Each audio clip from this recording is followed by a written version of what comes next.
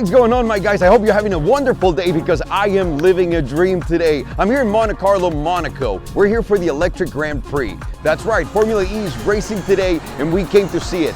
We're gonna focus right now on what makes Formula E so important to us and why electric cars are so necessary for all of us which are motorsport lovers, and especially for those of us who are Earth lovers. Because if we want to keep this planet, we need to focus on this right now. But anyways, I want you to also know that we're gonna be following the driver Jose Maria Lopez because we need an in. If you're gonna get into a motorsport, you always gotta root for someone. And Jose Maria is obviously a Hispanic guy, so I gotta go with him. He's from Argentina. So we're gonna be supporting him full-blown, and if you want to follow him on his social media, here it is on the description down below. Either way, today I'm going to make one of my dreams come true, and I'm going to participate in an event where they're going to put me down on the track right here in Monaco. It's not the same setup as other Grand Prix. The difference and the ability and advantage that Formula E has over everyone is the cars are quiet, so you can basically take over different parts of different cities around the world and make them yours because no one's going to complain about the noise. So that's amazing. I'm not going to bore you anymore. Let's go have some fun. And let's get to know Formula E a little bit more.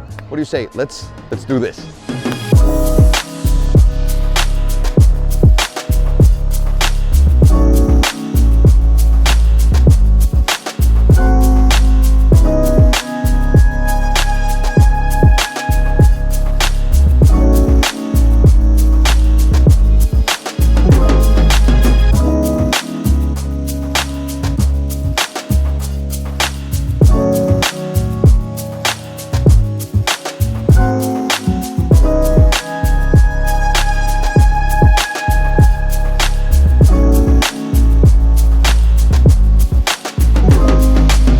This right here is the Microlino but micro. I swear to God, the name is amazing. And this is the reason why electrics need to make it to the mainstream, because it's finally getting affordable to create any type of car. These guys were focusing more on mobility around small cities, which is epic. You get to have a car like this that is simple, it's basic, they get to partner up with a maker and they just create as many units as they need to. It's becoming really affordable to get your own car made. And also for those people who want to get into an electric car, you know, maybe they want to go green, maybe they don't want to pay so much for gas. It's just easier. This one, for example, has 2 battery setups. So for the range, you're gonna get about 75 miles on the smaller one and 140 miles on the larger one. So it's pretty good, affordable, and it's charming as shit.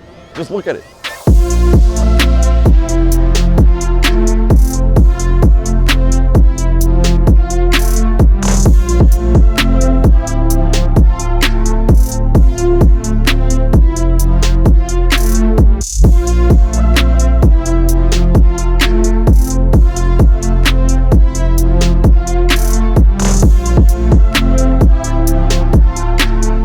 What makes Formula E so important is how the technology trickles down from these cars that we're seeing every day, how they're beating their batteries and putting them through the test in the most insane conditions ever, and putting that technology and all of that experience into production cars for the street. Right now, we're looking at the new Audi e-tron, which is a medium-sized SUV, and also Jag has another one, the I-Pace, which is another medium-sized SUV. And the reason why they're going with the medium-sized SUV is because that's the car that fits everywhere. And SUVs are actually the best-selling cars for everyone. And when you make them a medium-sized SUV, that means you can bring it to Europe, you can bring it to the US, and people will buy them. Instead of just focusing on the smaller cars like before, like BMW did with the i3, the electric smart car, now we're seeing these technologies evolve and go into that space. And that's just the start. That's why Formula E is so important for us.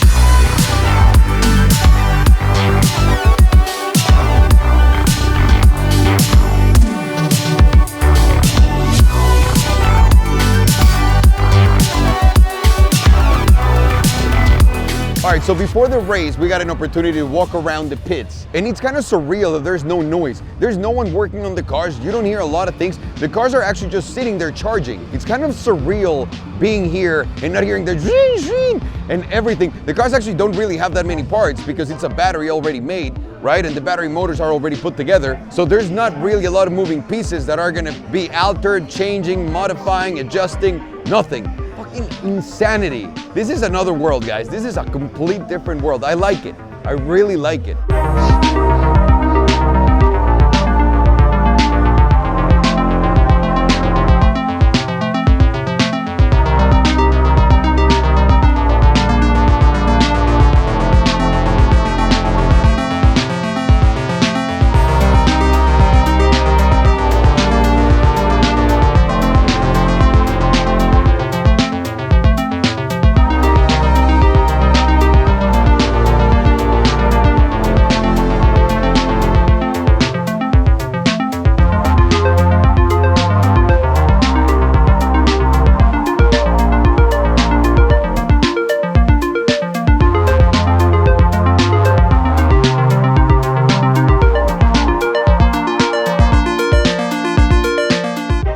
about to start. We're walking on the grid right before the start. And honestly, it's so quiet in here.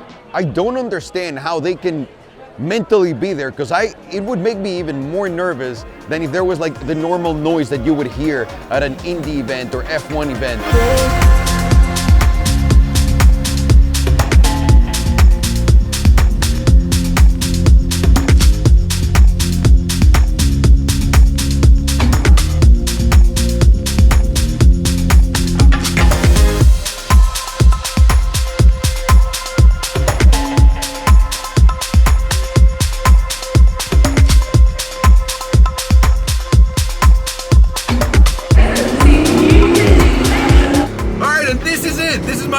On the safety car right now on the streets of Monaco. That is fucking bananas. That's a dream come true for me.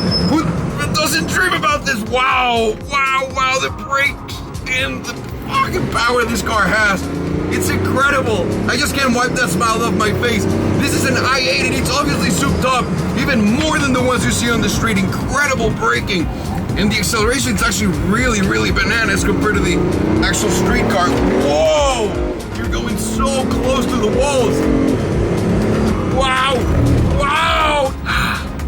Thank you. Gracias. Enjoyed? Yes! Oh, awesome. How was it? Nice. Awesome, dude.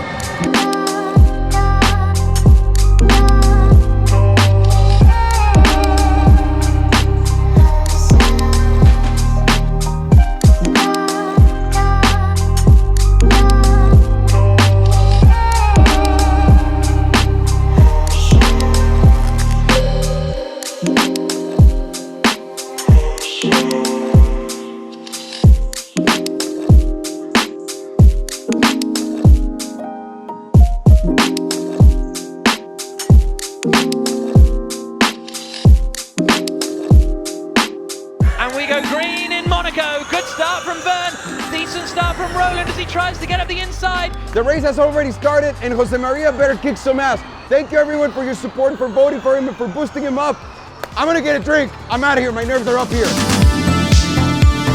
The Formula E Grand Prix is like no other. It's a very inviting race for people to get into motorsports. Everything takes place the same day. Practice, qualifying, and the race itself. For starters, the race lasts less than an hour. This particular race in Monaco only had 45 laps. Oh, lock up from Verline. He's thrown it away. Verline goes straight on at Santabot and up into second place now goes Oliver Roland. This is the second generation of the race cars by Spark. That's the company that makes them. Which means all cars can finish an entire race in a single run without charging in between or swapping cars. But there is also strategy to it. You can run out of juice if you aren't careful, and that will end your race. Massa's only got 1% left, Jack. Massa's on 1% of usable energy. All right, Dario. Massa might not make it to the end of the E-Prix. Also, there is a lot more contact than in any other Grand Prix. Oh, round the outside, slap, bam, and that's Degrassi out. Oh, Degrassi's car's in all kinds of trouble. Yeah, the race is over for Left front Degrassi. suspension damage. And the way that the Formula E team films it and broadcasts the show is on a whole different level. There's cameras all over the cars providing you with angles that you've never seen before. Oh, that's wide from Alexander Sims. Little bit of a mistake, and Lynn is right on the back of him. Here comes the Jaguar. It was a BMW round the outside the Costa, right. Oh, what a move from the Costa. Absolutely fantastic. It's like a mixture between racing and video games in real life. For example, before and about 5 minutes into the race, you can vote for your favorite driver to give him a boost. That literally means you can make your driver go faster during short periods of time according to how much fan support he's getting. There is even attack zones on the track where if the driver goes over them, he'll get a boost in speed there too. Mortara's got a puncture, I think, or damage. Also, and most importantly, we can have all this fun without destroying our Earth. Towards the final corner they come, crunching into the back. Verline goes for it, he can't do it. Vern comes out of the final corner. The streak is over. Vern wins for the second time this season in Formula E. Ladies and gentlemen, this video is only getting more lit. We got Nico Rosberg on the channel. Nico, Formula One champion, and now turned into a massive mogul. This mogul right now. No. This is not easy, man. Congratulations on everything you're doing. He's an investor in Formula E. He's an investor in Rimac. You're a visionary, man. How did that transition from Formula One happen to this? Well, thanks a lot. First of all, hi to all of you super fans of Salomon Grid this one. Yeah, right? Salomon Grid. And what was the question? I forgot. How was the change? I got it. What was it? How was the change? I got it. Formula One, of course, super exciting, but I achieved everything I wanted to do, which was win that championship. Yes. So for me, it was an awesome cut to end there. And now new life, a lot of investment, Formula E, for example, which I'm really proud of because it's going like from strength to strength. It's pretty impressive. These are goosebumps, my friend. These are goosebumps. Not bad. Yeah. Look at that. It was a great race, no? Oh, it was an incredible race. It's so exciting, it's so interactive with everyone. The fans get a lot of input into the race, which is crazy. It's like a video game that we're living in real life. Yeah. As you guys go, more of the youth is going to jump into racing just for that. And also, it's great for the environment. It's amazing technology that is passing forward onto the cars. Man, my God, I'm so happy for you. This is a very big lesson, I think, for everyone that's watching, because life doesn't end in one big goal. You don't reach your peak and then go, oh, that's it, that's my life. You were world. Get out of here. You don't go, I'm world champion, and then that's it. I don't know what I'm gonna do with my life. You went, I'm world champion, and then I'm gonna go take over everything else that's in the motorsport world in the new modern way. And that's incredible, dude. You're showing people, honestly, that dreams can come true and that not just one dream is achievable. That you can keep rolling and rolling. And that's what I admire about you the most. That's true. What is it? Gary Player said, the more you hustle in life, the luckier you get. That's absolutely true. I mean, it's not luck. It's just called being ready for the opportunity and hitting it when it's open.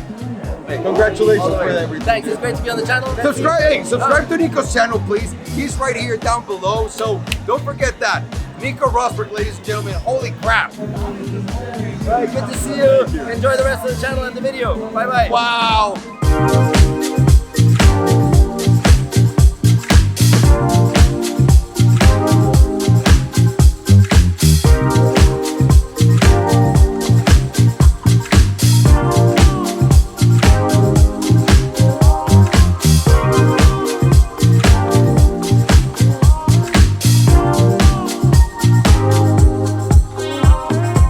After spending my whole weekend with Formula E and seeing all of their efforts to promote clean energy, I just can't keep my arms crossed anymore. I love the Earth, and as cheesy as it sounds, it's our home and it's the only one we have. And I know it's in my hands to make a difference no matter how small. I decided to not just talk about change, but also to apply it to my daily life. I've made a personal commitment to change all of my cars to electric. And I know this is not gonna happen overnight, but this is what I got so far. Number one, I've ordered a Rivian SUV that is getting here in 2020. That's gonna be my electric SUV. I'll be selling my Navigator and my Golf pickup truck immediately. I'm also gonna get a Tesla Roadster whenever they hit the streets as my everyday supercar, if you can actually call it that. At some point within the next 12 months, I'm gonna get rid of my Raptor S. And as soon as my Rolls-Royce lease is up, I'm gonna do everything I can to find another luxury equivalent of an electric car for it. And I'll only allow myself to have one gas-powered car, which is probably gonna be my hypercar in the garage. I know it's not gonna be 100% clean, but that's a start for me. I care too much about animals and I love Earth so much that I can't just stand still. And all of us can make a difference every day. It doesn't have to be a radical change in lifestyle, but if we take it one step at a time, eventually, we'll get there.